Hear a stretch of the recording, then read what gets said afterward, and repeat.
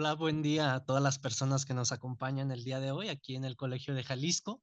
Me da mucho gusto que se realicen este tipo de actividades de jornadas académicas enfocadas a las disidencias sexuales, a la diversidad sexual en general. Digo, la academia siempre fue un espacio complejo para las personas LGBTIQ+, y que estemos ocupando los espacios definitivamente habla de que tenemos que estar ahí presentes, ¿no? Y qué gran alegría compartir este espacio con dos personas académicas increíbles que reconozco y que he seguido un poquito su trayectoria de ambas, y que sobre todo, pues que la importancia radica en lo que vamos a estar hablando el día de hoy, y sobre todo esa memoria histórica que creo que tenemos que estar recuperando de todos los espacios, y definitivamente, pues sin más, me gustaría presentar a quienes nos van a acompañar el día de hoy. Hoy nos acompaña José Ignacio Lanzagorta, es del Instituto de Investigaciones Históricas de la UNAM, es doctor en Ciencias Sociales por el Colegio de México. Su principal tema de investigación es la historia cultural urbana de la Ciudad de México. Ha sido y es profesor en diferentes materias de historia en programas del Instituto Tecnológico Autónomo de México, la Universidad del Claustro de Sor Juana, la Facultad de Ciencias Políticas y Sociales de la UNAM, y en Centro, Diseño, Arte y Televisión. Involucrado siempre en temas de divulgación de la historia, ha sido además guía de turistas y consultor de instituciones culturales, así como articulista y editor de la Brújula, blog de la revista Nexos dedicado a temas de ciudad y urbanismo. Actualmente es parte del equipo de comunicación pública de la historia del Instituto de Investigaciones Históricas de la UNAM. Bienvenido, José. Muchísimas gracias. Y también nos acompaña Paul Alcántara Arteaga, del CIDE del TEC de Monterrey. Es doctor en Historia Aplicada por el Centro de Investigaciones y Docencias Económicas del CIDE, maestro en Política y Gestión Pública por el ITESO. Actualmente es profesor de cátedra en la Escuela de Ciencias Sociales y Gobierno del Tecnológico de Monterrey, Campus Guadalajara. Ha sido profesor de asignatura en el Departamento de Estudios Sociopolíticos y Jurídicos y profesor adjunto del Observatorio Legislativo del ITESO. Sus intereses de investigación son la historia política de los movimientos sociales, la participación social y de la liberación lésbica y homosexual mexicana, así como interesado en la evolución y fracaso de las instituciones y partidos políticos en México y América Latina. Participa en la ejecución de estrategias encaminadas a la cultura de la participación ciudadana y de gobierno abierto en distintas organizaciones de la sociedad civil de Jalisco y de México. Entre las publicaciones más recientes destacan experiencias de vinculación universitaria desde la formación, la intervención social y la investigación en el ITESO 2021. Una lucha por el derecho de las personas a ser buscadas, memoria de la experiencia legislativa en materia de desaparición de personas en el estado de Jalisco, en la que fue coautor de ITESO USAID 2022. Dominio y apertura, dos agendas sociales en la cancha legislativa de Jalisco, Universidad de Guadalajara 2022, en el 2022. Bienvenido, Paul. Muchas gracias. Y pues el día de hoy vamos a hablar sobre la irrupción LGBT en el espacio público de Guadalajara y la Ciudad de México entre 1960 y 1990. Comenzamos con Paul, si pudieras compartirnos tu conocimiento. Bueno, pues muchísimas gracias, Cristian. Gracias al Colegio de Jalisco por invitarme por tercera ocasión en estas jornadas.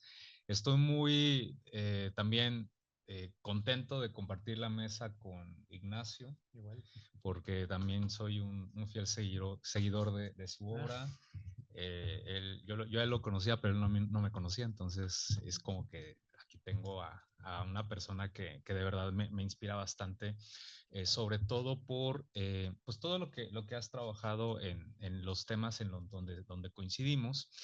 Y pues bueno, esto también me obliga a que, bueno, lo que traigo el día de hoy, pues partir como de una reflexión que en algún momento en el trayecto que tuve, tanto en el proceso de construcción de mi investigación de maestría como ya en el doctorado, pues justo tenía que ver con el tema de los territorios y de los espacios, un tema con el que me tuve que enfrentar mucho, particularmente en el momento de la investigación doctoral, pero que no le daba como ese cuerpo de análisis. Y esto lo digo así abiertamente porque me considero un total ignorante sobre cómo se estudian los territorios.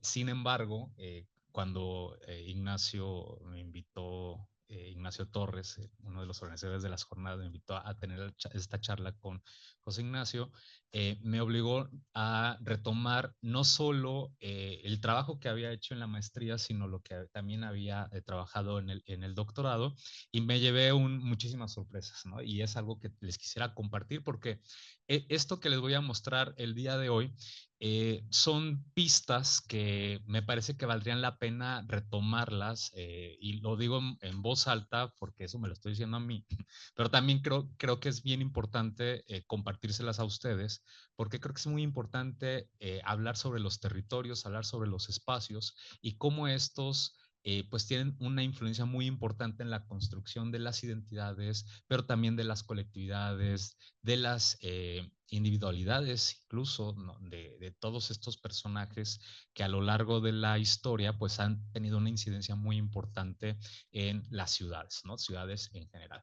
Y concretamente en la ciudad de Guadalajara, lo que les traigo el día de hoy es este título en el marco de la conferencia magistral, que son estos territorios que están en disputa, ¿no? Y me gustaría que pasáramos a la primera lámina, porque justo en esta idea de reflexionar qué sujetos, qué colectivos, qué agrupaciones son los que yo he estudiado desde hace muchísimo tiempo, o sea, 10 años tocando este tema. Eh, en algún momento tuve, como lo dije al inicio, tuve que ir a los territorios para tratar de ubicarles, ¿no? Ubicar estas agrupaciones por una necesidad, y lo estoy planteando desde cuando empecé con la maestría, de ubicar estas agrupaciones que en el 2011 para mí ya tenían una agenda política muy clara. En medio de toda una serie de conflictos políticos que la ciudad vivía, en medio de toda esta convulsión sobre los actores que estaban pues también manteniendo esta lucha por controlar las burocracias públicas, los partidos políticos y cómo al final las organizaciones del LGBT en ese momento pues también estaban metidas ahí, ¿no? Y no solamente organizaciones, había actores muy claros, líderes de opinión. Aquí tengo enfrente a uno de ellos que al final también, Ricardo Salazar, que él también estaba muy metido en la agenda pública. Entonces, al momento de yo plantear, bueno, estos actores que están haciendo en la vida pública, dónde están, dónde hacen su incidencia, pues me llevó a analizar estos territorios, ¿no? Porque en aquel momento cuando yo planteé mi pregunta de investigación para la maestría, bueno, cuáles son estas agendas de la diversidad que están en disputas, pues de entrada tenía que identificar estos espacios físicos, estos espacios territoriales, y lo quisiera exponer para la siguiente lámina, por favor, porque justo digo, este es un mapa de Google actual. Lo quise traer ahorita porque me gustaría que más o menos ubiquemos cuál fue mi planteamiento en aquel momento sobre dónde yo ubicaba a estas organizaciones y estos actores y en dónde hacían incidencia política muy concreta. Si le damos enter allá a la presentación, no sé si me pueden ayudar. Ok. El primer punto que yo alcancé a identificar es que estos actores siempre estaban haciendo grilla y política en la zona del Parque Rojo y lo que es este polígono que es el Templo del Expiatorio, ¿no? Ahí siempre había como mucha convocatoria para reunirse, para hacer pues organizar todo tipo de eventos culturales, pero también hacer política. Estoy hablando del 2011, 2015, ¿no?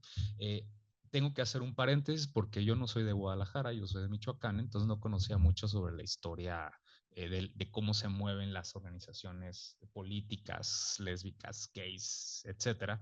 Entonces, para mí esto era como un hallazgo de, ay, no manches, aquí se reúnen y aquí hacen política y aquí hacen incidencia, etcétera. Pero conforme fui rascando más información o tratar de buscar más información en qué otros espacios se ubicaban estas organizaciones, si me pueden ayudar a dar más clics, por favor, eh, me fui dando cuenta que si las flechas siguen avanzando, el tipo de organizaciones que yo empecé a ubicar es que se movían más hacia el oriente de la ciudad. O sea, el punto de partida coincidía mucho con el tiempo. Es decir, las organizaciones que hacían incidencia en esos años eh, lo hacían en espacios que en aquel momento ya se ubicaban como actores que dominaban el territorio, pero conforme fui preguntándome, bueno, ¿y de dónde salen estas organizaciones? ¿Dónde nacieron? No, pues es que nacen o se juntaban antes más hacia el centro, más hacia Catedral. Y después les preguntaba, bueno, bueno, ¿qué antecedentes tiene esta organización? No, es que nosotros nos empezamos a juntar más hacia la zona de San Juan de Dios. Entonces, si ustedes se fijan, las fechas que pongo en la parte de arriba, que es del 2015 a 1980, coincide mucho con el trazo de dónde se empezaron a organizar estas asociaciones y me llevó a un origen que irremediablemente me lleva al oriente de la ciudad. O sea, es decir, estamos hablando que en aquel momento yo me enfrenté con un problema histórico que yo no podía resolver, porque mi maestría era política, ciencia política, entonces yo estaba haciendo análisis político, pero yo necesitaba saber qué onda con la historia, ¿no? Yo no tenía ninguna referencia histórica. Había pocos trabajos históricos o sobre la historia de las agrupaciones que para mí no me daban mucha información y pues en algún momento se tenía que terminar esta investigación. Entonces mi única conclusión fue, pues estos actores se apropian de los espacios, hay una historia por ahí que se tiene que contar y si me ayudan a la siguiente lámina y una organización con la que concluí que era muy importante seguir analizando en aquel momento era esta organización que se llamó el Grupo Orgullo Homosexual de Liberación de 1983, que con todos estos actores que yo entrevisté en su momento coincidían que esa organización, esta agrupación, era el semillero de todas estas movilizaciones que se dieron a partir de esos años, ¿no? Entonces, pues ahí dejé la tesis, ¿no? Dije, ya, bye, me titulé, juré no volver a estudiar, me acuerdo muy bien, salí del examen y dije, no vuelvo a estudiar. Entonces ya a los 4 meses, un doctorado, entonces vámonos al doctorado, ¿no? Entonces, ¿qué vamos a hacer con el doctorado? Bueno, lo que vamos a hacer es crear, pues, una línea histórica de, bueno, qué demonios pasó en ese tiempo? Porque para mí era muy importante, sobre todo, identificar dos asuntos que a mí me interesaban mucho. De entrada, eh, ¿cuál era la relación que tenían estas agrupaciones que se fueron creando a lo largo del tiempo con el sistema político local? Porque cuando hablamos del movimiento de liberación homosexual y lésbico de la ciudad, poco se hablaba o así como como muy escondido se tenía como esta idea de que, claro, había una gran represión del aparato político y público hacia estas agrupaciones, pero pues se hablaba como si fuera un ente, ¿no? Como si fuera algo que estaba ahí, pero no le poníamos nombre, no había nombres y apellidos. Entonces, uno de los intereses que tuve al momento de plantear mi proyecto de investigación fue precisamente identificar estos actores políticos, este subsistema político que al final lo que buscaba era bueno, esa fue parte de las conclusiones, quería reiterar una legitimidad política en un momento de transición en la que Guadalajara vivía. Estamos hablando de la etapa, bueno, de la década de 1980 a 1990, todo el año del 91, que ahorita más adelante les voy a platicar qué pasó en ese año 91, pero toda esa década consistió en que este aparato político, este sistema político local, lo que buscaba era reiterar la confianza y credibilidad hacia sus aliados históricos muy concretos que son la Iglesia Católica local, la Arquidiócesis de Guadalajara, que es una de las más poderosas del país, y pues sus grupos empresariales, Coparmex concretamente y la Cámara de Comercio, ¿no? Entonces, esta triple alianza lo que hacía era precisamente mantener el control también de los territorios. Y si me ayudan a pasar a la siguiente lámina. ¿Y por qué que esto es bien importante retomar nuevamente el tema de los territorios? Pues porque al final de cuentas esta ciudad ha sido trazada por fronteras muy bien establecidas, muy concretas, fronteras que han hecho de esta ciudad una ciudad segmentada, una ciudad que segrega y una ciudad que todavía sigue esta tradición.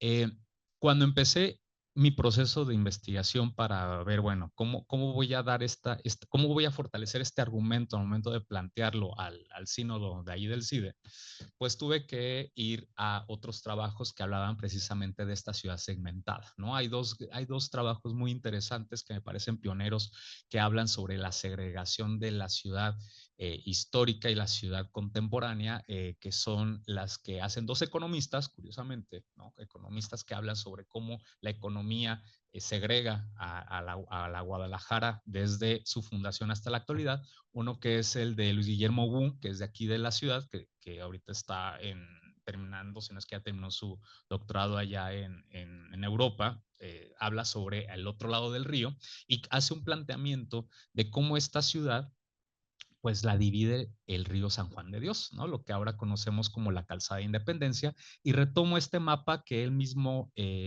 pone en su tesis sobre cómo estaba la ciudad en el año de 1884, ¿no? Y se ve claramente cómo es la división de la ciudad a partir de este río. Si quienes no están familiarizados con los mapas de Guadalajara, el río tal vez lo alcancen a observar en esta línea que se interpone entre la urbe, ¿no? La urbe, la gran mancha urbana de ese momento, y hay una pequeña manchita que está del otro lado del río, ¿no? Entonces, la gran mancha urbana, que es la ciudad prominente, la ciudad eh, sí, hispana, criolla, ¿no? Y del otro lado del río, pues es pues la ciudad donde vive la servidumbre, donde están las personas, bueno, los pueblos indios, están estos barrios, ahora barrios que le dan servicio al otro lado del río, ¿no? Entonces, esta segmentación de la ciudad me pareció muy relevante porque con eso voy construyendo un argumento que ahorita les voy a compartir.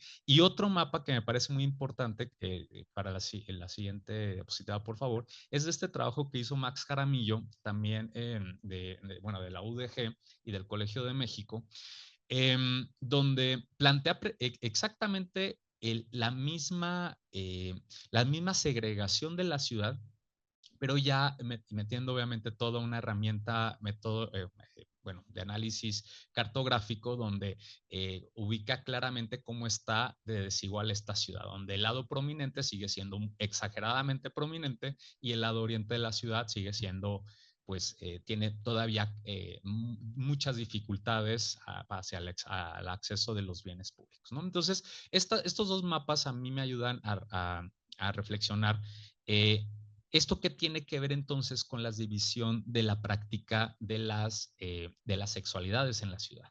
Porque al final, en la siguiente diapositiva, por favor, cuando empiezo a armar como todo este aparato crítico, un punto muy relevante que también considero que es muy importante ubicarlo en mi investigación, es ubicar cómo la ciudad al final se va construyendo con estos procesos y estos cambios de paradigma económico donde al final las disidencias tienen que ser eliminadas o por lo menos invisibilizadas. Y esa invisibilización se hace o se aprovecha gracias a esta división histórica de la ciudad. Es decir, al otro lado del río hay que mandar pues a todas estas disidencias, hay que enviar a todos estos sindicatos, hay que dejar a esta gente que pues, no cruce de este otro lado porque del otro lado, de este lado del poniente, pues acá está la gente prominente, la de las buenas costumbres, la gente que no quiere ver como lo feo. Y además hay una gran alianza social que mantiene todas estas narrativas a lo largo del tiempo. Y esto no cambia a los siglos, al contrario, se va fortaleciendo. Y en el siglo XX, pues es muy evidente, tan evidente que, por ejemplo, tenemos situaciones sociales, políticas, de violencia política que están perfectamente marcadas por esta división territorial, donde se da la guerrilla urbana entre los años 60, 70, todavía los 80, pues la violencia política, la violencia armada, pues se trata de hacer hacia el oriente, los barrios de San Andrés, San Rafael, o sea, dejar a los disidentes de aquel lado, pero también al otro lado del río, también hay que mandar a los prostíbulos, hay que enviar a todas estas casas de cita, pues si que vas a tener una fer que no sea acá en la colonia Providencia, pues agarras tu carrito y cruzas la calzada y allá te vas a tener tus escapes travesos, ¿no? Entonces, este trazo, obviamente este trazo de la ciudad, pues está perfectamente marcado por el río. Pero, y al último, si ustedes observan, cuando enmarco lo que es, o ubico lo que son las juntas sociales, todo esto no tendría éxito si no existiese la complicidad entre la sociedad con su aparato, con el aparato político. Es decir, esta legitimidad o esta lucha por la legitimidad política del bien ser, de los de buenas costumbres, no se entiende sin la complicidad de la sociedad. Y la sociedad organizada a través de algo maravilloso que tuvimos también en la ciudad, que se llamó las juntas de mejoramiento cívico. Siempre se me olvida, ahorita lo vamos a ver en la siguiente plantilla, por favor. Es la Junta de Mejoramiento Moral, Cívico y Material, que son eh, son como los antecedentes de estas asociaciones vecinales que fueron creadas bajo el modelo que inventó Ruiz Cortines cuando fue gobernador de Veracruz, y cuando fue presidente de México dijo, oigan, pues hay que lanzar este modelo porque está bien padrísimo que la sociedad participe. Y Jalisco dijo, pues acá yo, ¿no? Y de hecho, Jalisco fue de las primeras entidades que utilizaron este modelo, que en resumidas cuentas, este modelo lo que hace es, vamos a que la gente participe para que mejore sus condiciones en las colonias, en sus barrios, a cambio de pues ciertos accesos a servicios, sobre todo servicios públicos, pero también de seguridad. Y estas juntas de mejoramiento moral pues trabajaban muy bien a través de todo un orden jerárquico donde estaba como la gran junta de mejoramiento moral integrado, adivinen por quién. Pues había gente, representantes de empresarios, estaban rectores de la Universidad de Guadalajara, eh, había obviamente representantes del aparato político y además pues gente prominente de profesionistas, médicos, abogados, quienes son aquí de Guadalajara, imagínense, bueno, recuerden el apellido prominente, ahí estaba, ¿no? Ahí estaba, ¿no? Entonces, y ahí estaba porque ahí están los archivos, ¿no? O sea, cuando yo fui al archivo de Guadalajara empecé a ver, yo estaba buscando a los gays en el archivo de Guadalajara porque esa es otra cosa, yo no tenía archivo, yo tenía que trabajar un archivo. Eh, este trabajo lo inicié en pandemia. Entonces, el archivo Guadalajara fue de los primeros que empezaron a reabrir después de la pandemia, y a mí mi directora de tesis me dijo, tienes que trabajar archivo, la hemeroteca no es suficiente, ve a un archivo. Yo fui al de Guadalajara, afortunadamente el jefe del archivo me dijo, oye, a ver, tú dime qué quieres, pues quiero ver archivos de policías, quiero ver archivos de vecinos, y empecé ahí a meterme a ver estos documentos, y para mí fue impresionante pues descubrir que tienen pues cajas y cajas de estas actas de las juntas de mejoramiento, que obviamente también eran patrocinadas por el ayuntamiento, o sea, funcionaban con dinero público, y además la función que tenían estas juntas era pues cuidar la moral de la ciudad, ¿no? O sea, si quieres servicios públicos, o sea, hay que cuidar la moral, ¿no? Y nos vamos a subir en nuestra camioneta Dodge y vamos a andar por Avenida La Paz y Avenida Vallarta, y resulta que vemos un cine que está proyectando una película del horror, vamos y le pedimos al presidente que lo clausuremos. Pero el presidente también necesitaba lidiar con esas mentes ultraconservadoras, ¿no? O estas mentes muy religiosas que estaban opinando en la política pública. Por eso es que se inventaron esto que se llamaron los vicepresidentes municipales.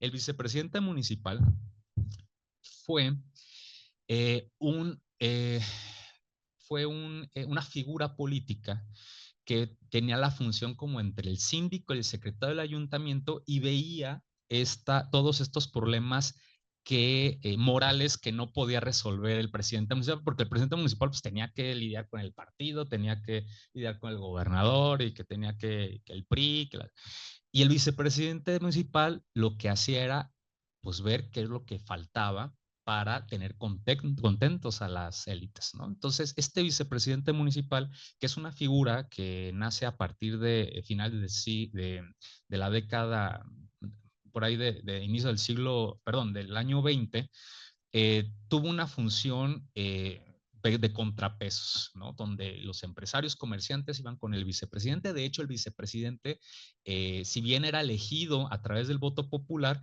era preseleccionado por la Cámara de Comercio y la Coparmex, o sea, era un empresario o un profesionista. Entonces, este vicepresidente hacía el contrapeso, ¿no? Y era el que ahí resolvía todos estos asuntos del escándalo y la fregada, ¿no? Y estos dos aparatos, tanto el social como el político, pues operaba a través del servicio secreto, porque aquí en Guadalajara también tuvimos un servicio secreto que era que estaba bajo el mandato de la comisaría de Guadalajara, que era un modelo muy similar a lo que pasaba allá en la Ciudad de México, pero todo el mundo sabía quiénes estaban en el servicio secreto, porque el servicio secreto no estaba tan secreto, apareció en los 40, pero en los 70, sobre todo en los 70, 80, cuando ya la tensión política en la ciudad ya era muy evidente, pues ya había muchos oficiales de servicios secretos que literal estaban en todos lados. Entonces, pues ya las señoras, los señores conocían quiénes eran los oficiales, ¿no? Entonces ya, pues, o sea, el oficial de servicio secreto, pues sí, iba a seguir al disidente político, pero también llegó a extorsionar a la que vendía enchiladas, al mecánico. Entonces, ya el servicio secreto era un pulpo, ¿no? Era una cosa impresionante que estaba operando, que también chantajeaba, que hacía obviamente pues todas estas malas prácticas, pero al final nunca dejó de ser un aparato de control para estos agentes sociales y políticos, ¿no? Entonces, con estas instituciones de la moral y que operaban en la ciudad, si me dan a dar a la siguiente lámina, por favor.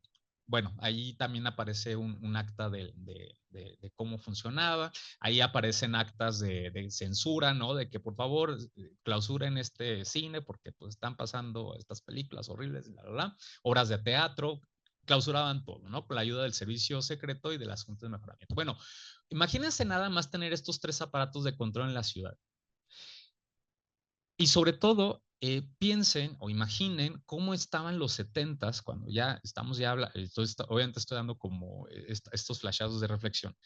Los 70s cuando toda esta tensión política que se vivió con los movimientos estudiantiles que fueron reprimidos por parte del aparato político, por parte de las federaciones estudiantiles que existían en la Universidad de Guadalajara, con la complacencia obviamente también de las autoridades políticas, pues estas instituciones tomaron una fuerza muy importante, a tal grado que pues lo que vimos es que la guerrilla urbana pues fue neutralizada de cierta forma, pero ¿qué hacemos cuando neutralizas la guerrilla y empiezan a aparecer estos sujetos, ¿no? Estas sujetas que empiezan a caminar por Avenida Juárez tomadas de la mano, o que ya empiezan a agarrar algunos cafecitos acá frente a Catedral, o empiezan a irse a las nieves al Polo Norte, ¿no? A la nevería del Polo Norte. ¿Y qué es lo que pasa? ¿No? ¿Podemos pasar a la siguiente lámina, por favor? Bueno, la siguiente, ahí por Zoom Fox, ¿no? Ahí nos quedamos. Por favor. Sucede que con aparatos morales tan poderosos, con presupuesto, con legitimidad, ¿qué haces con eso? Y por otro lado, estás observando que hay una generación de jóvenes que empiezan a tomar los espacios públicos donde usualmente no se veían, ¿no? En el centro de la ciudad, en los cafés, por ejemplo, el Café de las Sombrillas, ¿no? De frente a Catedral, en el Parque Rojo, en el disputadísimo Parque Rojo, ¿no? Ese Parque Rojo, ¿cómo causa siempre pasiones, ¿no?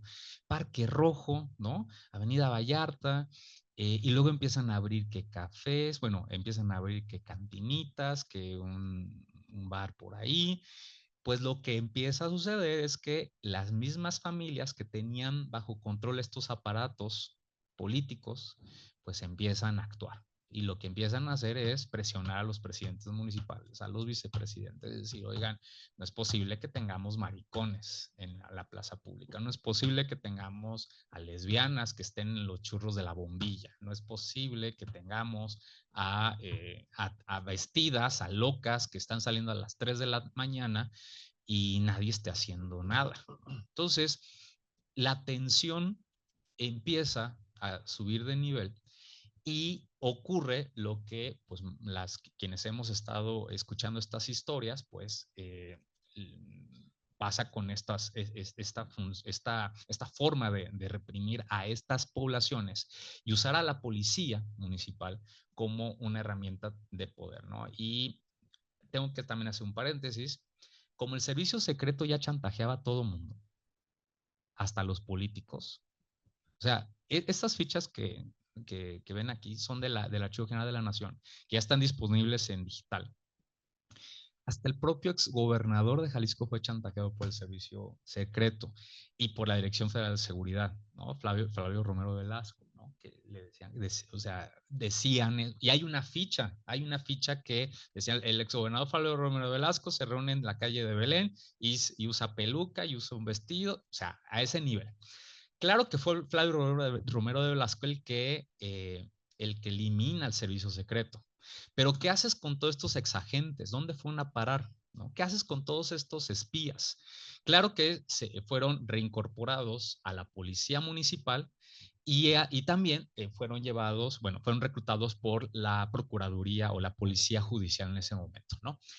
Y esos mismos agentes son los que empiezan a hostigar a estas poblaciones. Cuando hablo de poblaciones, hablo de adolescentes, ¿no? Niños de 15, 17, 17 años, muchos de ellos que también habían sido expulsados de sus hogares, que pues vivían en grupitos y vivían en casas de asistencia aquí en el centro, bueno, allá en el centro, pero pues también tenían a la vuelta que los Panchos, ¿no? Esta cantina de los Panchos, o que también tenían, bueno, ahora lo que es esta zona de lo que es la calle de Maestranza, toda esta zona de las Nueve Esquinas. Eh, y bueno, y todo esto, pues obviamente era un caldo de cultivo, pues para cómo, pues estimular o incentivar que estos aparatos de control, pues sean activos, ¿no? El caso es que llega un momento en el que esto ya es insostenible para estos grupos y lo que sucede es que pues empiezan a organizarse. ¿Cómo le hacemos para que ya la policía deje de reprimir a estos adolescentes? Y pues empiezan a surgir estas figuras que luego se hacen ya muy públicas, como el caso de este estudiante de economía que se llama Pedro Preciado, ¿no? Es un joven de 21, 22 años, que estudiante de la Universidad de Guadalajara, que pues se reunía también con estos chavitos, ¿no? Ahí a platicar pues, en las sombrillas y de repente los empezó a organizar. Y, oigan, pues vamos a protestar porque pues esto ya no puede ser. No es posible que en el Parque Rojo ya empiecen las redadas. O sea, esto también pasa en la Ciudad de México. ¿Qué vamos a hacer? Entonces, entre el 80 y 81, este personaje comienza a tener una importancia pues relevante, sobre todo porque era el más grande de todos ellos, ¿no? Además, porque él tenía, por también sus orígenes familiares, tiene muchos contactos con actores políticos y empresariales que le ayudan a acercarse a tener como cierto tipo de acuerdos, pero aún así no era suficiente los acuerdos políticos, sino que lo que se necesitaba era calmar los ánimos de la policía para dejar de hostigarles, etcétera. Todo esto coincide en el marco también de algo insólito, o bueno, no sé si usar esa palabra, pero todo en el marco de una apertura política que sucede a nivel nacional en el año del 82, cuando se permite, gracias a una reforma electoral, la reforma del 77, reconocer la participación de los partidos políticos de izquierda en la primera elección, bueno, en la elección presidencial de 1982, y con ello pues también que participen en el cambio del Congreso de la Unión. Y es en esta coyuntura política donde se aprovecha Pedro junto con otros amigos para lanzarse para diputado federal, ¿no? Pero pues todo esto también se da en el marco de que la Dirección Federal de Seguridad pues tenían vigilados, ¿no? Y estas fichas del AGN lo que muestran es cómo los reportes que hace la Dirección de Seguridad, pues registran los lugares donde estas organizaciones o en estas agrupaciones pues operaban, ¿no? El Parque Rojo, le podemos dar a la siguiente, por favor, en la Plaza Universidad, ¿no? Ubicaban, por ejemplo, donde tenían sus centros de apoyo, si se fijan, no nos hemos salido de estos polígonos, es el mismo polígono del centro histórico, ¿no?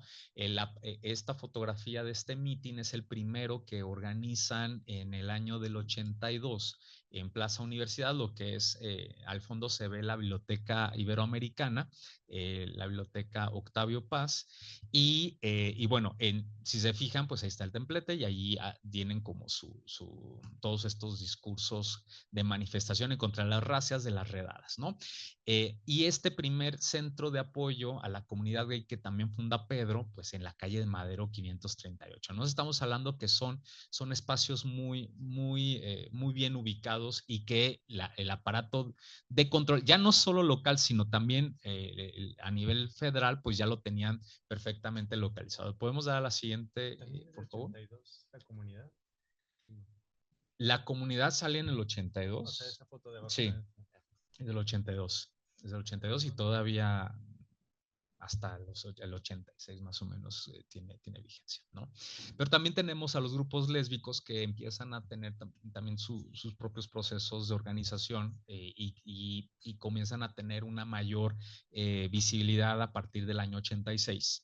El mayor, bueno, el grupo más visible o el históricamente reconocido, que es el grupo Patlatonali, que en lugar de tomar las calles, lo que hacen son acuerdos políticos con la Universidad de Guadalajara, otra vez la Universidad de Guadalajara, bueno, aquí está la Universidad de Guadalajara, porque también había una generación de feministas que impulsaron un proceso de cambio institucional dentro de la UDG y que dio origen a lo que es ahora el Centro de Estudios de Género, pero estamos hablando de adolescentes o estudiantes de preparatoria, estudiantes de licenciatura que están enroladas en el feminismo, aprovechan su estatus en la universidad y les dan espacios dentro de la universidad, concretamente los cineforos, ¿no? El cineforo donde son usados para proyectar películas lésbicas, ¿no? Y tenemos a una Mara Robles, tenemos a una Candelaria Ochoa, tenemos a estas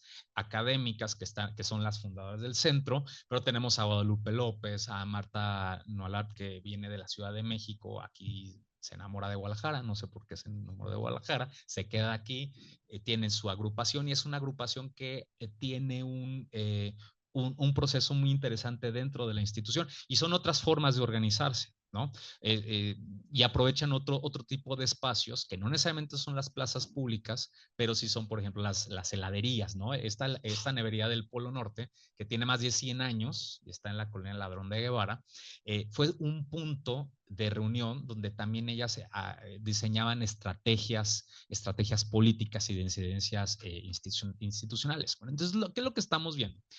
¿Le podemos dar a la siguiente, por favor? Estamos viendo que después, cuando veo que estas agrupaciones empiezan a tomar más terreno de incidencia hacia el poniente, lo que estoy observando es que está pasando algo bien interesante. O sea, estoy observando que, no sé si le puedes dar otro clic, por favor. Estoy viendo que en los años 80, si bien se comenzó a observar que las agrupaciones surgieron en el oriente, comenzaron a tener una mayor apropiación hacia el lado poniente. Pero las que se organizaban en el lado poniente, curiosamente, son organizaciones o activistas que están muy vinculadas con con un círculo intelectual muy concreto, ¿no? O que son de origen de clase media, ¿no? Que es algo que luego quiero platicar con Ignacio, porque él lo tiene muy claro, ¿no? Pero es bien interesante porque también vamos a empezar a desmitificar lo que significa la movilización, que no necesariamente es una movilización de base, son movilizaciones de personas de clase media, intelectuales, es un movimiento cultural, es un movimiento político, incluso es un movimiento partidista, ¿no? Porque al final lo que buscan estas agrupaciones es usar el sistema político para tener una mayor presencia dentro de la ciudad. Y los años 80 va a ser trascendental. ¿Por qué?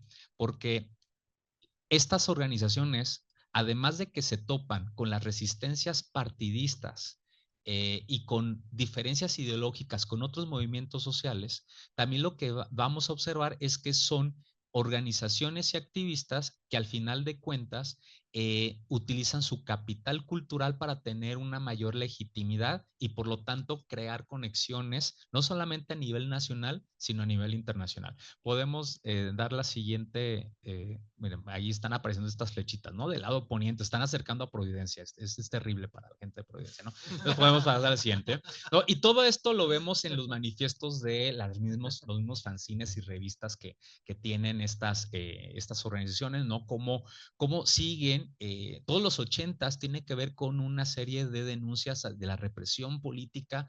Uno pensaría que con la presencia de los candidatos homosexuales para el año 82 como candidatos del PRT y los iban a dejar de hostigar. Al contrario, el PRI se volvió más horrible con ellos, ¿no?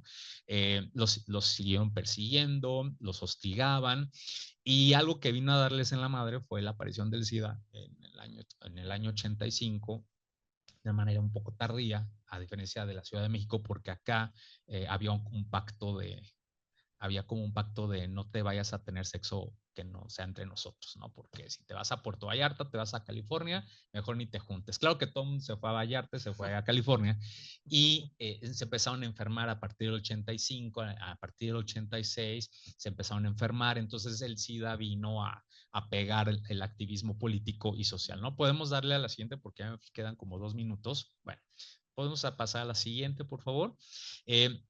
Todo esto, como les comentaba, todas estas denuncias de hostigamiento en los territorios, pues fue denunciado no solamente a nivel nacional, sino que llegó a un ámbito internacional, que ayudó a que estas organizaciones, tanto la lésbica, el patlatonal y como el GOL, se convirtieran en fuentes de información de México hacia la organización de Asociación Internacional de Lesbianas y Gays, ¿no?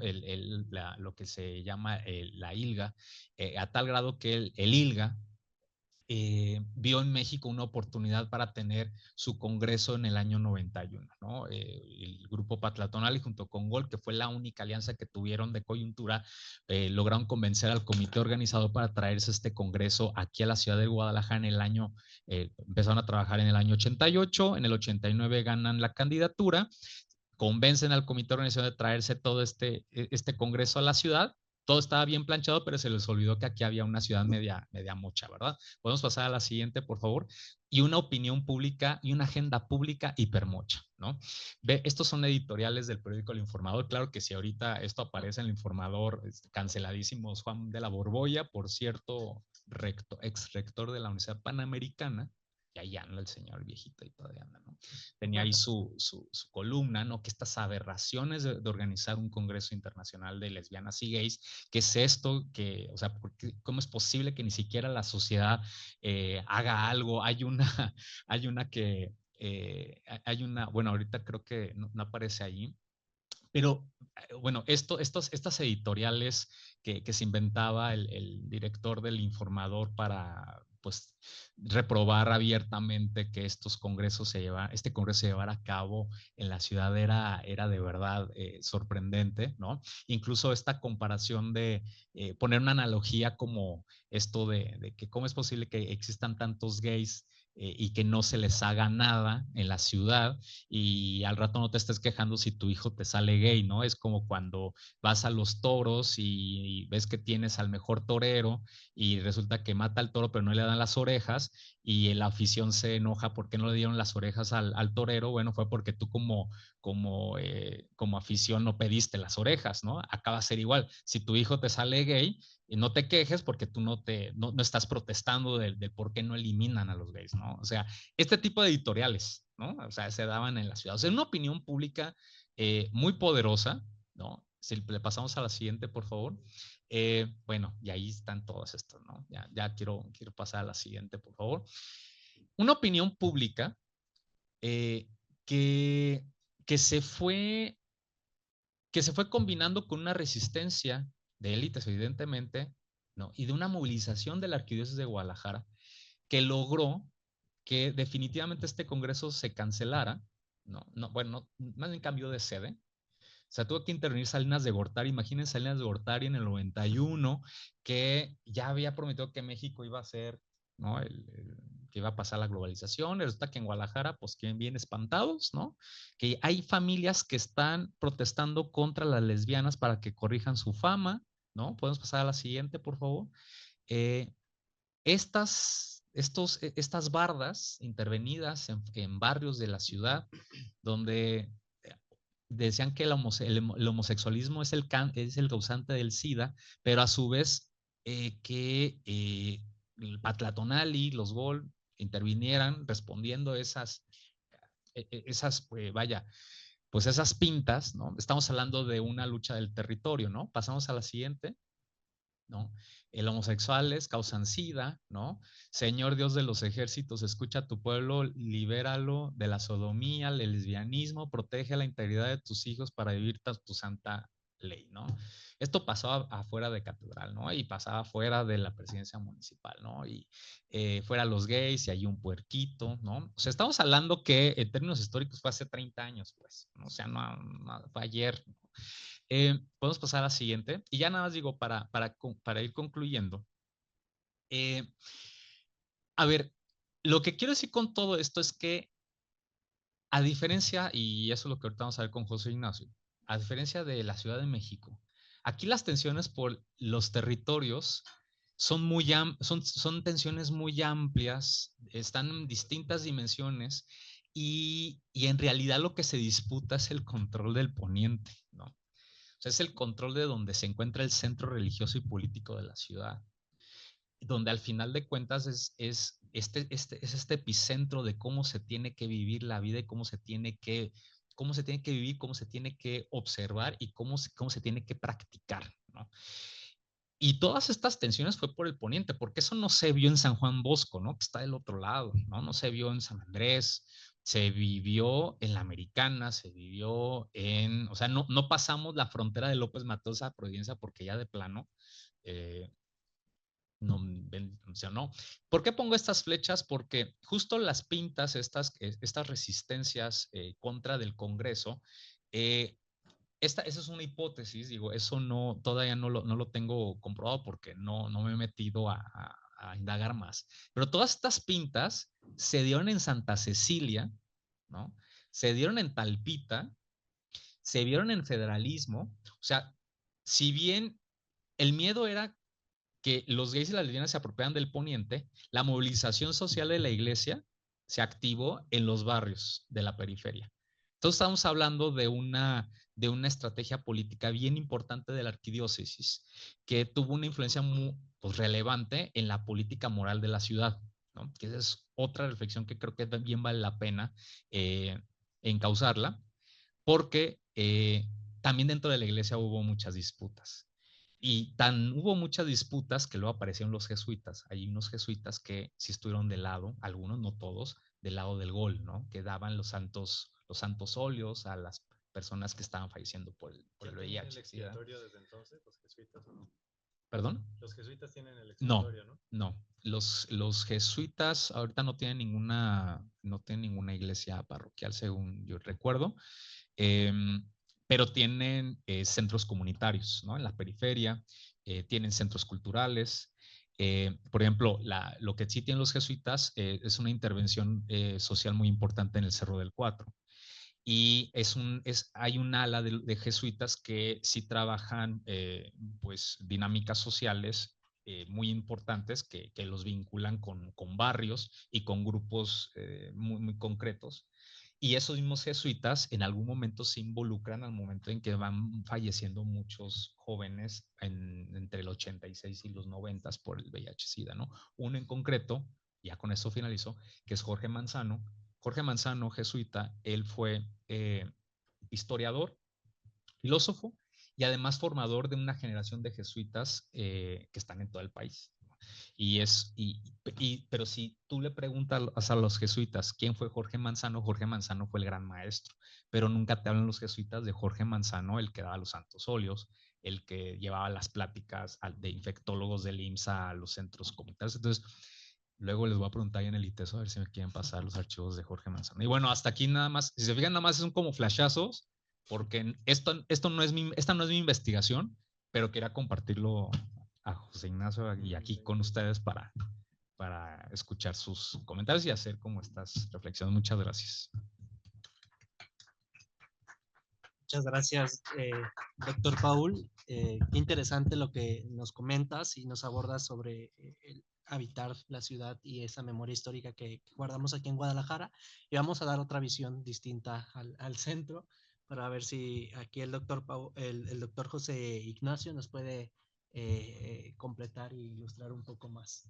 Perfecto, pues muchísimas gracias. Pues primero que nada agradecer estar acá. Muchísimas gracias, Edgar, Ignacio. Desde que me planteó Ignacio participar en estas jornadas, en un principio les estaba diciendo que sí, pero cuando me dijo que qué tal esta mesa de compartir con Paul, dije, bueno, absolutamente.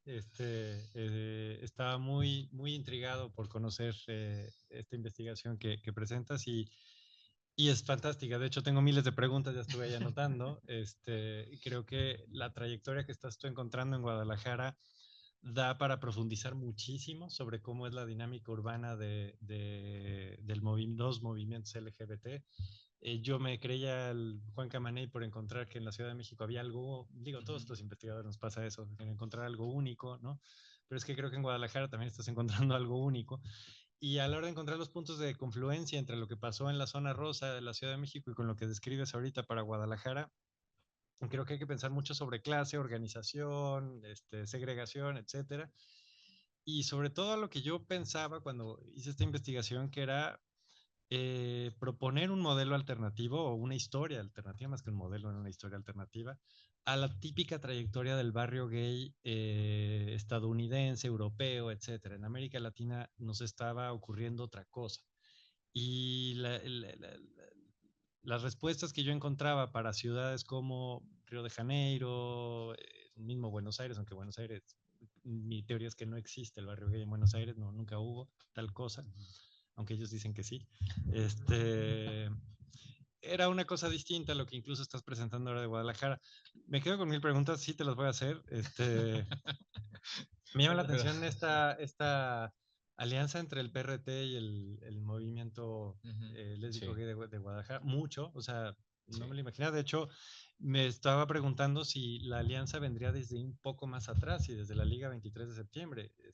Es probable, pero es que, a ver, hay algo que, o sea, falta meternos más a los archivos De la Liga. y además consultar estos nuevos reportes de la historia, bueno, del mecanismo de la verdad ahora que salieron en el 2024, en lo que presentó la Comisión de la Verdad por la Guerra Sucia.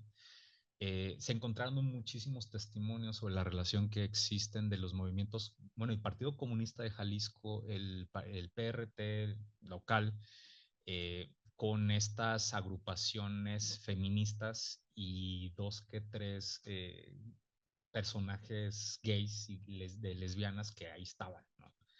Pero, o sea, ahorita te estoy hablando como desde mis intuiciones, porque en realidad no tenemos ahorita nada concreto. Y creo que por eso vengo a exponerlo aquí, porque a ver quién cacha todo esto. O sea, esto está muy grande, esto es demasiado, Sí, sí, ¿no? sí. O sea, mi tesis de doctorado es una cosa y es un Frankenstein de tantas cosas. Es que, a ver, el movimiento LGBT de la Ciudad de México empieza de manera organizada justo con estos términos muy revolucionarios, ¿no? El FAR, Sí. ¿no? Incluso tiene estos manifiestos contra los bares, ¿no? Es un movimiento igual que el de acá, por lo que entendí, muy intelectual, así en el caso de México asociado a la UNAM, en el aquí por lo visto asociado a la UDG, y su discurso es de izquierda, es simpatizante de los partidos comunistas. Bueno, de hecho, en el caso de la Ciudad de México no es simpatizante del Partido Comunista porque lo sienten muy persinado. El Partido Comunista persinado es como... ¿no? Sí. Y bueno, es que creo que en los 70 medio sí lo era. Pero, a ver, estos términos, las siglas del GOL, el mismo nombre del grupo de lesbianas, Claro. Patlatonali, que también en el centro también están ocurriendo esas cosas, también toman estos términos reivindicativos, nacionalistas, particularmente las lesbianas tienen un discurso nacionalista. Sí. Sí, me da la impresión de que sí pudiera haber asociación con el movimiento Claro. de la guerrilla urbana de los 70 y eso en la Ciudad de México no se vería, pero a lo mejor en Guadalajara sí, y eso Sí. sería muy interesante. Sí, sí.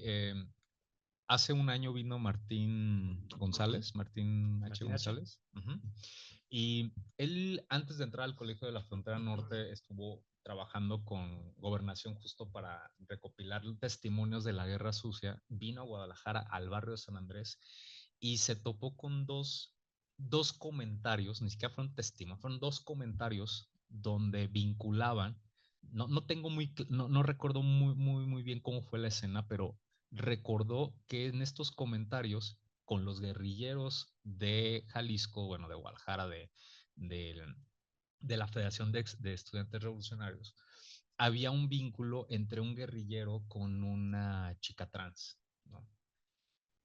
Y estamos hablando de los 70s, o sea, estas referencias son los 80s, porque de los 70s no tenemos muchos actores, actoras que nos puedan contar sus vivencias, sobre todo porque estamos hablando de una época demasiado violenta, es una violencia política muy profunda, que tampoco se ha contado lo suficiente. O sea, esta ciudad se habla de una historia muy bonita, de cómo con este sentido muy hispano, de la ciudad gallarda, bonita, Guadalajara, bla, bla. Sí, una guerrilla, ya los metieron a todos, un avión se los llevan a Cuba y etcétera, pero no se habla de los conflictos reales de los barrios y de las personas que con nombre y apellido que estuvieron ahí, ¿no? Y ahí están. Muchas de ellas incluso con enfermedades crónicas, ya, bueno, ya muchas ya muy grandes, con depresión, ahí están, ¿no? Entonces es cuestión pues de ponernos de acuerdo a ver que si en el Colegio Jalisco, este, un mensaje al presidente del Colegio Jalisco para ver. Y otra preguntita, ¿hasta cuándo existieron estas juntas de mejoramiento moral? Desde el 58 más o menos. Sí, pero ¿hasta cuándo las abolieron? Hasta todavía en el 88 más o menos, 88. O sea, sí tuvieron su gran, sí, tuvieron una gran trayectoria, hicieron y deshicieron, ¿no? Claro, mucho mejoramiento urbano, muchas cosas. Hombre, seguro, pero otras cosas, pues, bueno, ahora sí, como dice Jenny, ¿a cambio de qué? ¿No? O sea, a cambio de que me mejoras la colonia, el parque, sí había una complicidad muy profunda. Sí, de sacarte a esos indeseables. Ajá, ¿no? Por ejemplo. Bueno, voy a hablar de la zona rosa, ¿verdad? Bueno, a ver, justo a lo mejor sirve que platique un poco sobre la zona rosa y cómo la analizo, cómo la interpreto, para pues, transmitirles un poco también el impacto que tengo con la presentación de Paul, porque sí creo que hay mucho espacio de diálogo al respecto. Traía yo preparadas algunas láminas, pero es que más bien quiero compartirles la reflexión que estoy teniendo en este momento. A ver, ¿cuál es el tema con la zona rosa? La zona rosa de la Ciudad de México es este espacio que tiene un mapa turístico de los años 70.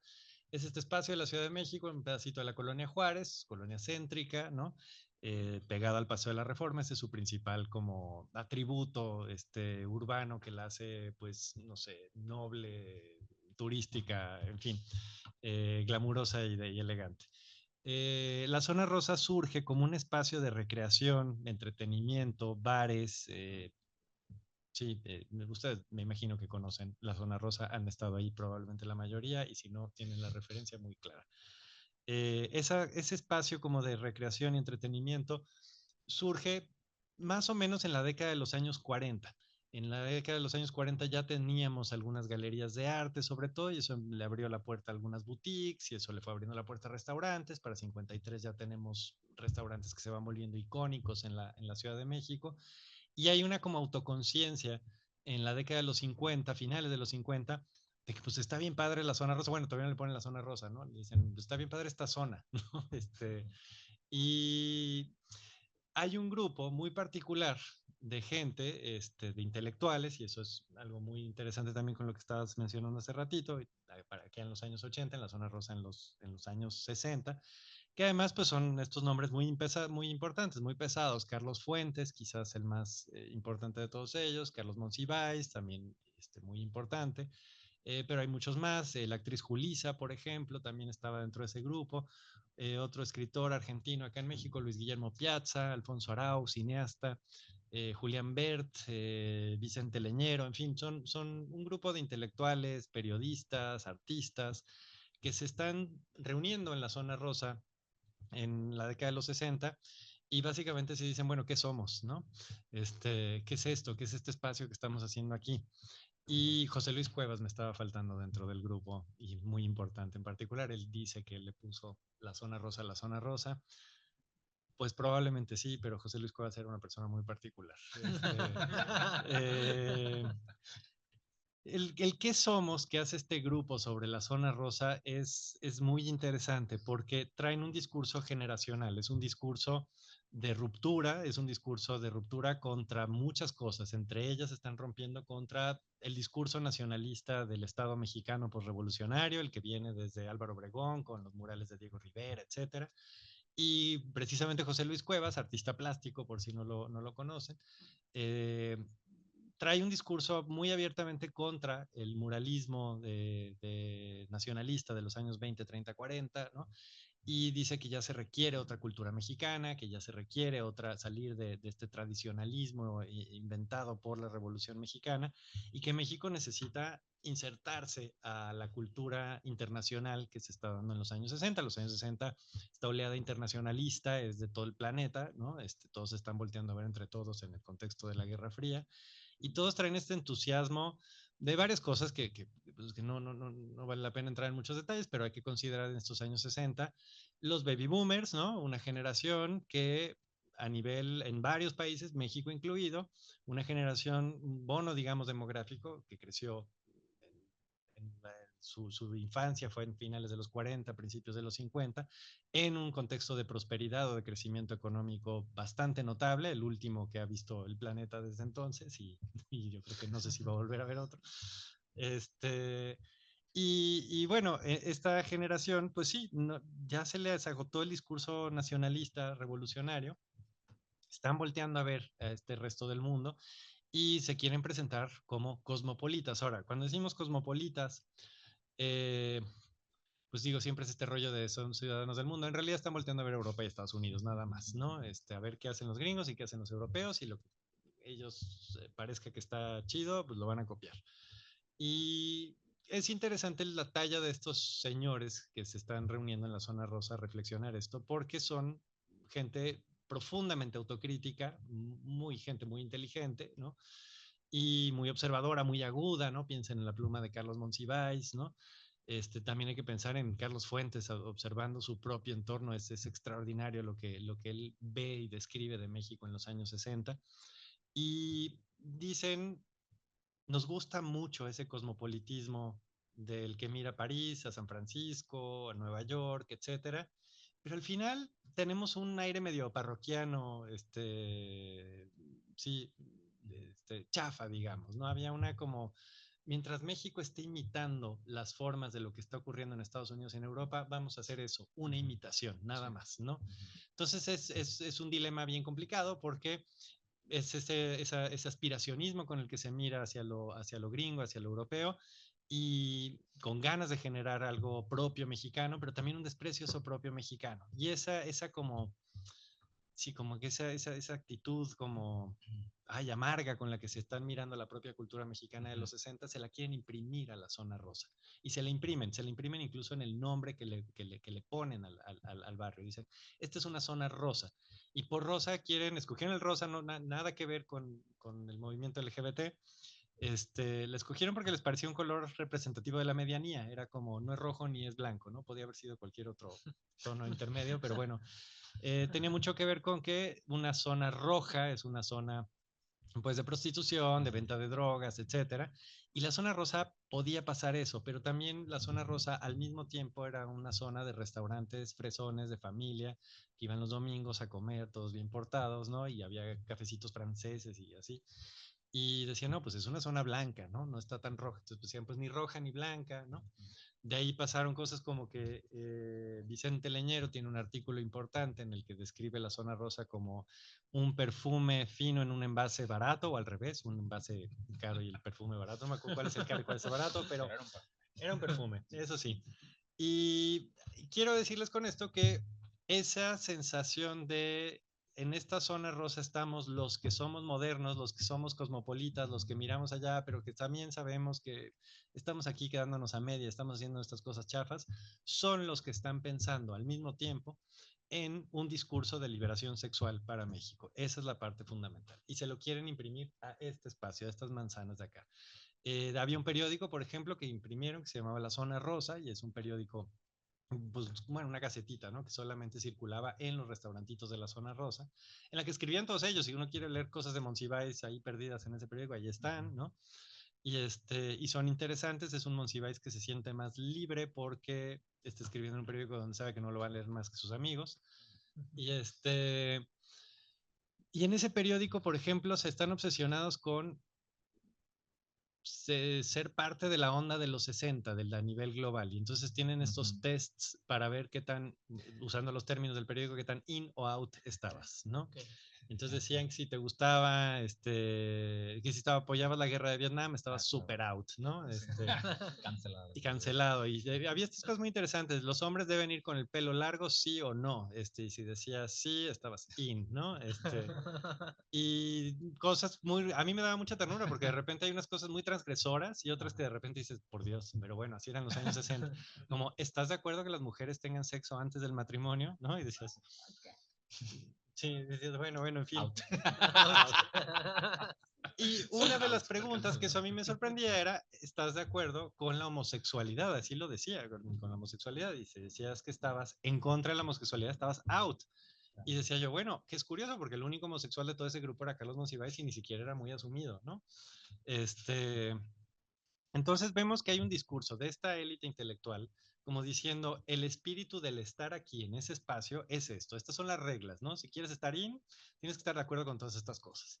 Y eso es curioso precisamente en algo de lo que mencionaba Paul, y es que la Zona Rosa empezó a ser un bar gay en un momento muy temprano para la vida de la Zona Rosa. Es decir, ¿qué es la Zona Rosa? Pues una zona acomodada, fresa, donde iban las élites, ¿no? Muy con alta vigilancia del Estado, y de repente está teniendo bares gays, ¿no?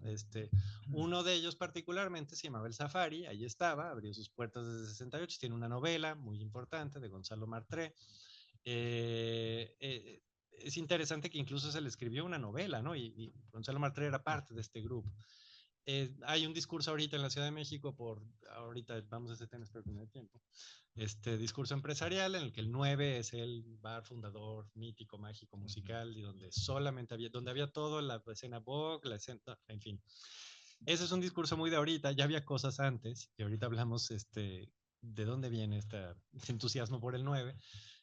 Viene más por el relato posterior y al que quiero llegar. Pero bueno, lo que quiero decirles es que la Zona Rosa le va dando cabida a por lo menos una sociabilidad que hoy llamamos gay, o específicamente gay, no me voy a meter en la LGBT. Y no se usaban los nombres. Si uno lee la novela del Safari de la Zona Rosa, es publicada en 1970, no aparece la palabra gay. Pero si tú lees el libro y ves la descripción del bar, etcétera, y dices, bueno, es el bar gay, el que tú quieras, el más convencional de todos. ¿Esto a diferencia de qué? A diferencia de los otros espacios de sociabilidad homosexual que había en la Ciudad de México y en varias ciudades, que eran algunas cantinas del centro histórico, ¿no? Donde había homosexualidad abierta o no abierta, ¿no? Esta cosa de, pues depende dónde te metas, cómo mires, etcétera, ¿no? Los espacios públicos, que eso también es una trayectoria compartida en un montón de ciudades, ir a la Alameda Central en el caso de la Ciudad de México o a San Juan de Letrán también, estas dinámicas que tenemos también escritas por Salvador Novo sobre cómo ligar con otros hombres en la Ciudad de México. Y lo que empieza a ocurrir en la Zona Rosa es estos bares que ya se sienten a lo que está ocurriendo en estos espacios cosmopolitas, ¿no? Entonces tenemos bares gays antes de que siquiera se usara la palabra gay en la Ciudad de México. Y esa es una trayectoria que yo veo que no sale mucho, no se decía mucho, y a mí me empezó a llamar mucho la atención. Parece ser que nosotros tenemos un barrio gay antes que los barrios gays, ¿no? Y si uno lo comparaba con la dinámica de los barrios gays de Estados Unidos y de Europa, pues el relato era completamente distinto, era de espacios marginados, no pueden estar los gays, las lesbianas, las personas trans, no pueden estar en las zonas acomodadas o centrales de la ciudad, se tienen que ir al barrio que está medio deshabitado porque fue zona industrial y ya no, lo que sea, ¿no? Es el caso de Chueca en Madrid, de Castro en San Francisco, de Greenwich Village en Nueva York, en fin. incluso en París es Le Marais, me parece. Y en todos estos la constante en común es una zona vieja de la ciudad que se deshabitó porque estuvo industrializado, era para clases trabajadoras, las clases trabajadoras se fueron a los nuevos polos industriales, y entonces ahí esos espacios donde hay poca vigilancia, poco capital, poco dinero, es donde están llegando a vivir gays, lesbianas, etcétera, porque hay poca vigilancia del Estado. En el caso de la Ciudad de México, yo lo que veía es, bueno, no están llegando a vivir los gays a la zona rosa porque es carísima, ¿no? Pero lo que sí están haciendo es que están abriendo bares y los bares no los cierra la policía, quién sabe por qué, ¿no? Pues por el alto capital de las gentes que estaban detrás de la zona rosa. Vemos que siempre hubo un conecte, siempre hubo alguien que, bueno, a ver, es que tengo un conocido en la DFS o tengo un conocido en no sé dónde, no te la vamos a cerrar, ¿no? El simple prestigio era como, bueno, mientras no se pasen de cierto desmadre, ¿no? Sí. Ahí se puede tolerar el bar.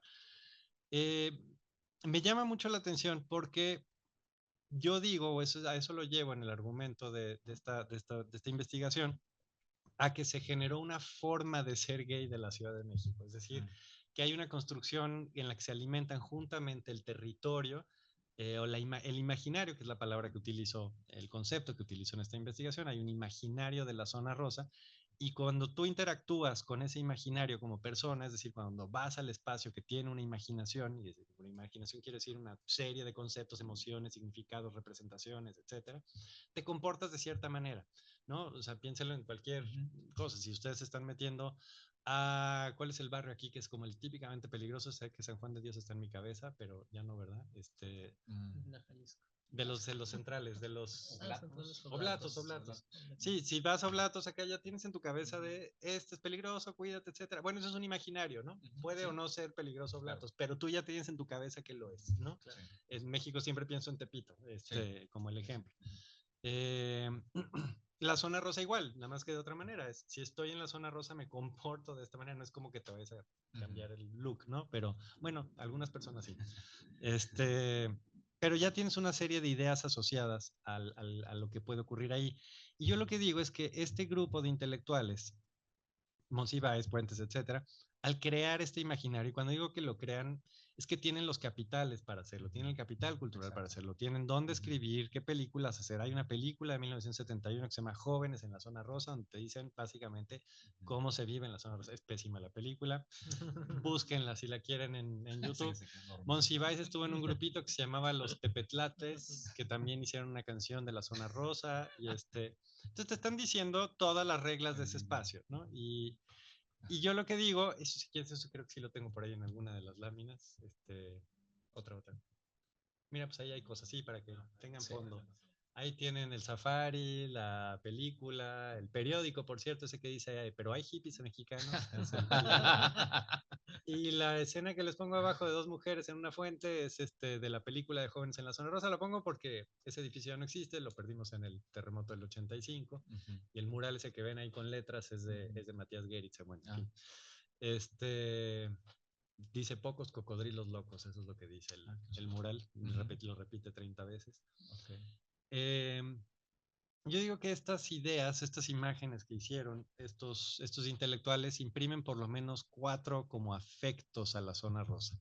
Uno es la actitud cosmopolita, esto de si estábamos en la zona rosa, estamos como en una zona que es menos tradicionalmente mexicana y que está mirando más hacia lo cosmopolita, lo que signifique eso, ¿no?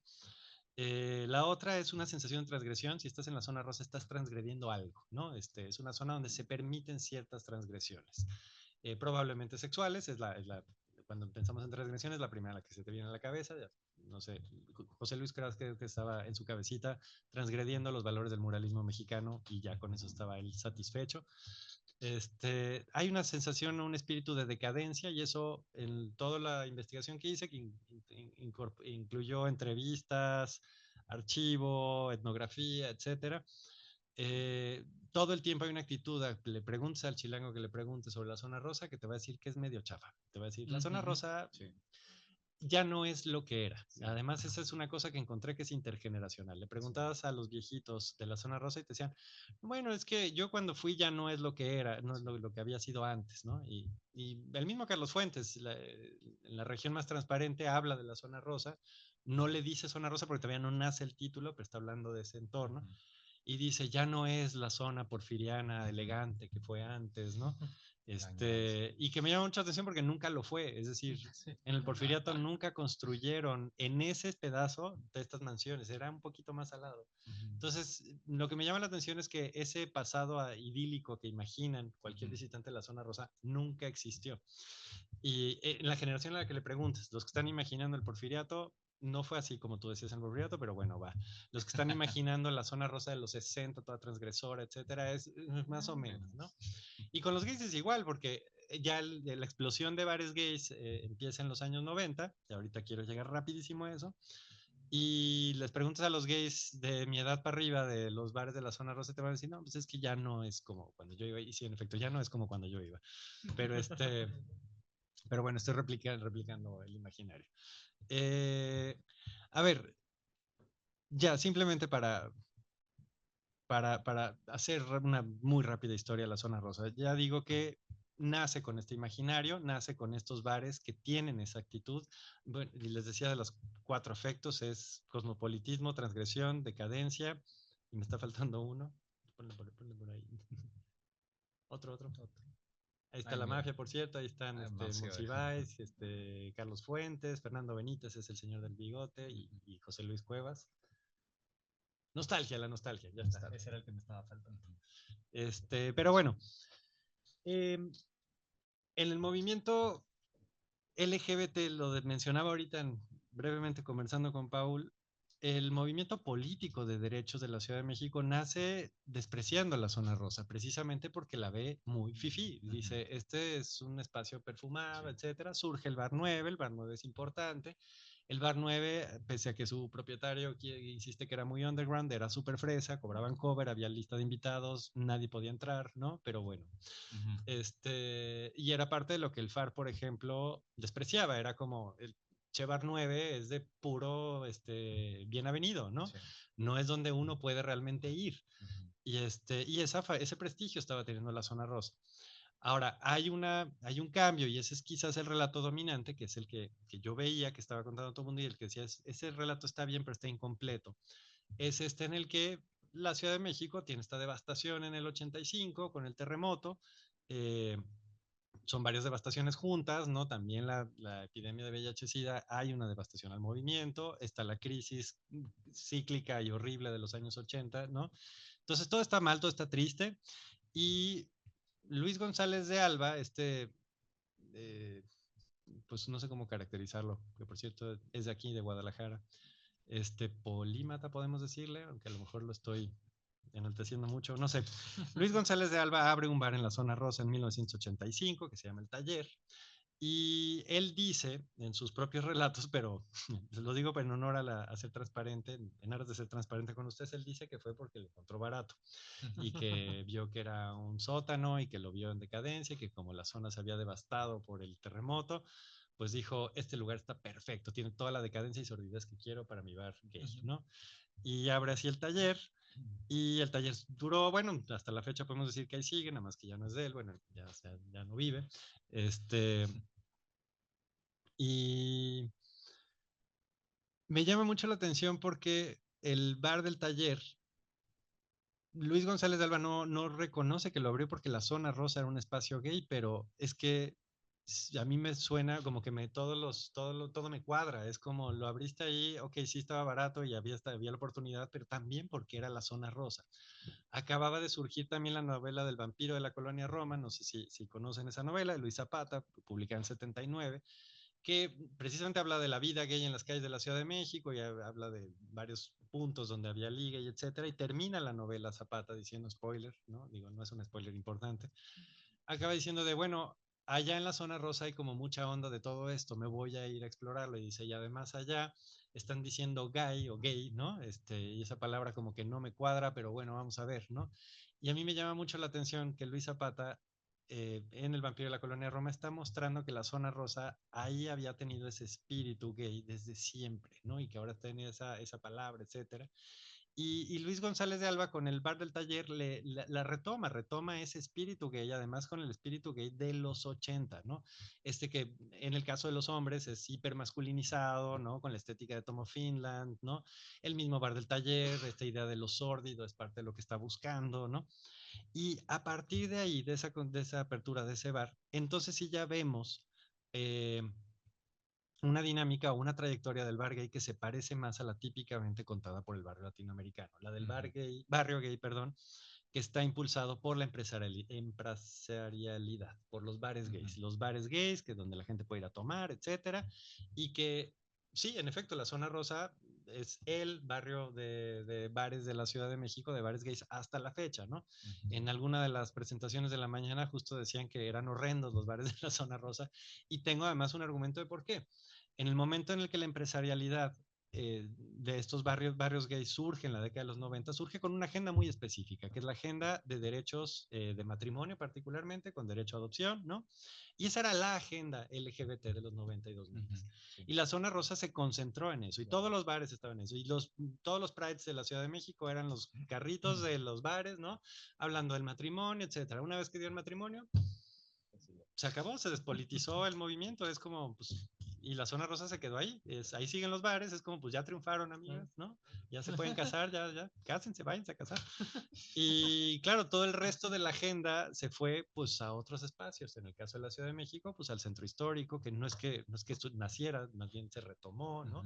Donde ahora vemos esta asociación entre territorio y agenda política en otros espacios donde claramente no están pensando en casarse, ¿no? Ya que creo que me mandaste esto hace como 5 minutos o hace 10, ¿no? Simplemente quería decir que me llamó mucho la atención esta trayectoria que muestras de cómo en Guadalajara empezamos en la zona más o menos central poniente, se va al oriente y luego en los 80 como que va regresando, esta como reconquista del oriente, pero del poniente, perdón. Ahora, me da la impresión de que siempre estuviste hablando de ya esta identidad gay, con el nombre o sin el nombre, pero como el performance gay. Y en la Ciudad de México te podría decir que no hay esos desplazamientos, y el desplazamiento es raro. En el momento en el que surge la identidad gay como forma de entender y acomodar la homosexualidad, sobre todo masculina, pero toda la diversidad sexual, surge en la zona rosa con este grupo intelectual, con ese discurso y no en espacios marginados. Y en realidad nunca ha estado en espacios marginados, ¿no? Sí. Y en Guadalajara parece ser que hay un tipo... Sí, hay como un... Sí, bueno, y ahorita que hablas de los... perdón, nada más, ahorita me diste... Digo, no hablé de los bares en concreto, por ejemplo, el Mónicas, ¿no? Que el legendario Mónicas, que su éxito es en el oriente, ¿no? Sí. Y nace por el interés del dueño, Efraín Santa Cruz, que estaba muy interesado en rescatar la licencia municipal de la casa de citas de su mamá, que ya lo había dejado abandonado ahí. O sea, casa de citas, llámese el lugar donde se prostituía, o sea, se rentaba para prostituir. Y el chavo tenía 16 años y dijo, oye, mamá, pues yo quiero que la casa de citas sea, pues hay que rescatarlo, pero nunca le dijo a la mamá cómo lo iba a rescatar. Se llama Mónicas porque la licencia sí, o sea, el nombre de las casas de cita tenían que ser nombres de mujeres porque, pues como eran casas de citas para varones, pues era, o sea, así era la licencia municipal. Entonces lo que hizo Efraín fue robarse a los clientes de los Panchos, se cruzó la calzada, se robaba a los clientes y les decía, oigan, allá del otro lado hay un lugar mucho mejor que este, menos aburrido, entonces los llevo. Y él habla que en un año, o sea, de pasar de 5 batillos bailando ahí, pasaron a ser ya 40, 50. ¿En qué año abrió el Mónicas? 80, en 1980. En el 80 cerró en el 2017. En Ciudad de México el único que tendríamos así como a pensar es el Spartacus, pero sí, yo haría otra historia sobre el Spartacus distinta a la de sí. Sí, y bueno, y el Mónicas, que coincide con el Spartacus en el hecho de que pues, está en el barrio alejado del centro, del otro lado, en los 90s, 2000 empezó a tener este boom que pues, se convirtió en el gran centro nocturno del país, ¿no? O sea, ahí llegó a caer pues todas las artistas que te puedas imaginar, ¿no? Y ahí están las fotografías de Efraín, que por cierto murió hace 2 años, si mal no recuerdo, lo alcancé a entrevistar 3 meses antes de morir lo alcancé. Pues ahí tengo la entrevista. Qué bien, ya luego la platicamos, la entrevista de Efraín. Pero bueno, Creo que ya. sí, sí, Si no, desde aquí sí, se nos va a dar eso. todo. Sí, yo fui muy caótico. Ya van a cerrar el colegio aquí. Sí, Yo no. fui muy caótico por culpa de esto. Creo que nos quedamos con una reflexión muy interesante con Paul y con José Ignacio, pero me gustaría principalmente darle espacio a las personas que nos acompañan para ver si tienen alguna pregunta. Por acá levantaron la mano. Es que una pregunta o un comentario, aunque sea breve. Claro. Es fascinante, ambos. O sea, en general como que los temas del territorial siempre es una cosa muy fascinante en urbes y luego en urbes tan complejas como Guadalajara, ¿no? Yo también soy de Michoacán, soy de Morelia, entonces también entiendo como estas constantes, ¿no? Como tensiones, y vivo en la Ciudad de México, entonces, ¿no? O sea, como estas tensiones y también lo que parece ser muy progresista de la Ciudad de México, que en realidad sabemos que no es tanto. O que sí es en comparación al resto de la República, pero que también tiene como sus muchas limitantes, ¿no? Pienso mucho en estas últimas cosas que dijiste sobre dónde, me quedo preguntando, dónde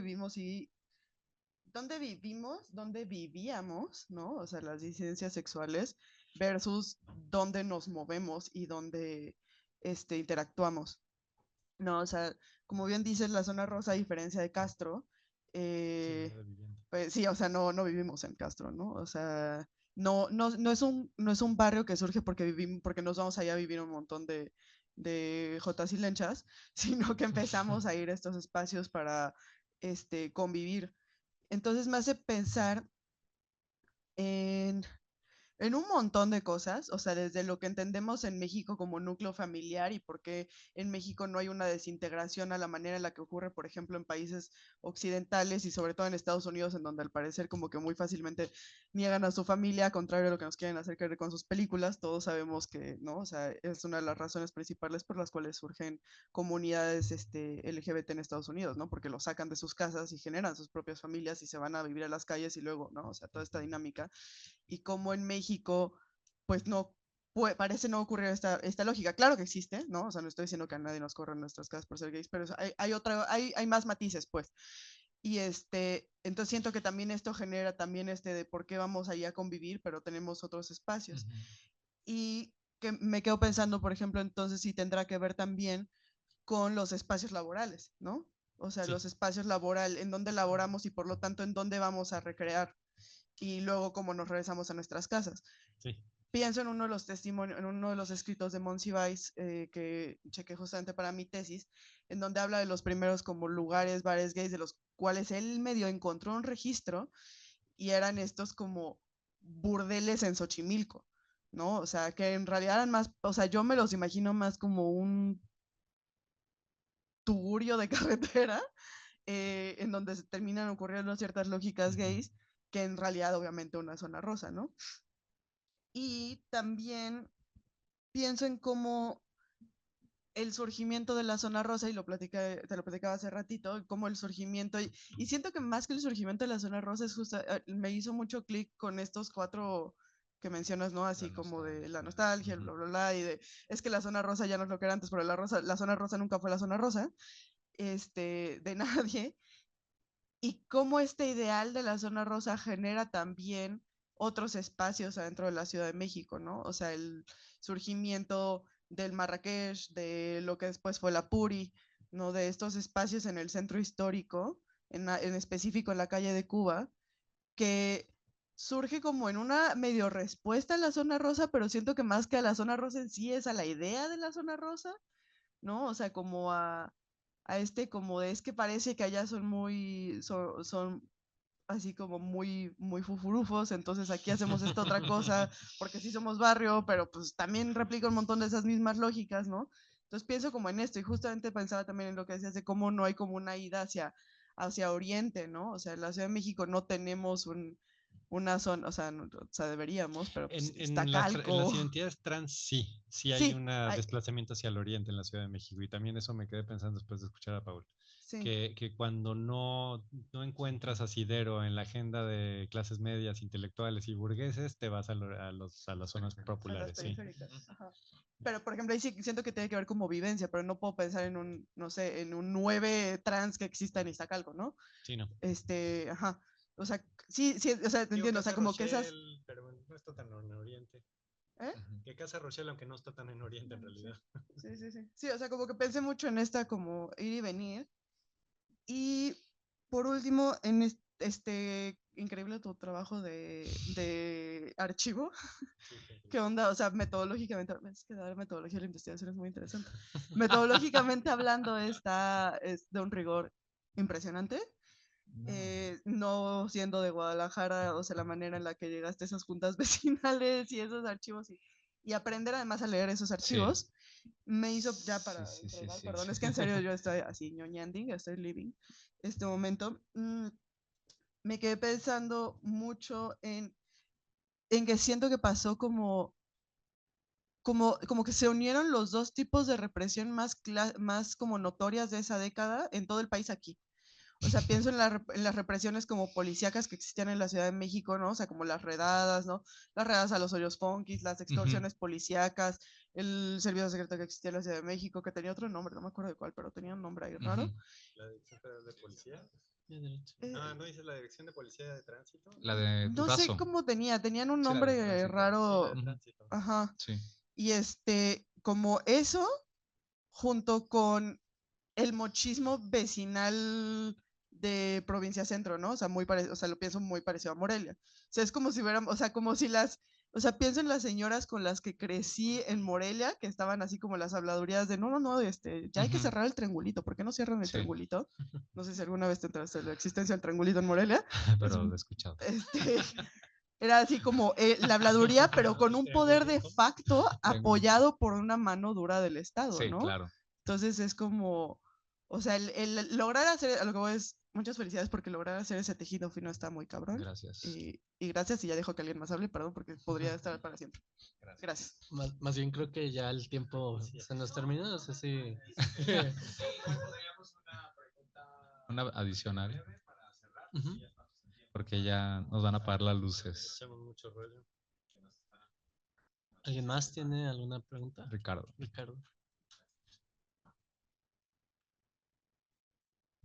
Nada más, rapidísimo, escuchándolos a ambos, hay un factor común también que en lo que en Guadalajara y Babel bautizó, también viniendo de fuera y viendo estas dinámicas entre la iglesia tan cercana al empresariado, dominando y dictando la agenda a el gobierno, que en ese momento es prácticamente cínico, ¿no? Pero que venía desde entonces, ella le denominó apellidolandia. Y lo que hay en común con eso que sucede en la zona rosa es el afrancesamiento, o sea, parte de lo que en su momento los integrantes hijos de Apellidolandia o los jovencitos de esas generaciones que viajaban a Europa querían hacer de Jalisco era afrancesarla, hacerla elegante, linda, preciosa, y por lo tanto todo lo que estorbara, entiéndase, cuestiones raciales, cuestiones indígenas, cuestiones que tienen que ver con la vida en la calle, como por ejemplo indigentes, y no se diga homosexuales, eran automáticamente segregados. Entonces, eso entiendo como que también tienen en común ambos territorios, que es el afrancesamiento, digamos, como maquillado o el rubor superpuesto, que en realidad no correspondía con la identidad de, pero que se quería cuidar desde la parte del poder, tanto económico y sobre todo, tanto político y sobre todo económico, para mantener esa imagen linda de lo chic del espacio, que de hecho era el término que se utilizaba entonces, chic, ¿no? Bueno, agradecerles a todas las personas que nos acompañaron el día de hoy, al Colegio de Jalisco, al doctor Paul, al doctor José Ignacio. Definitivamente nos vamos con muchas reflexiones y más comentarios que queremos hacer al respecto, sobre todo, pero agradecerles su investigación y su trabajo y que dentro de la academia y dentro de los espacios académicos se visibilice la diversidad sexual, ¿no? Muchas gracias por eso. Muchas gracias. Gracias.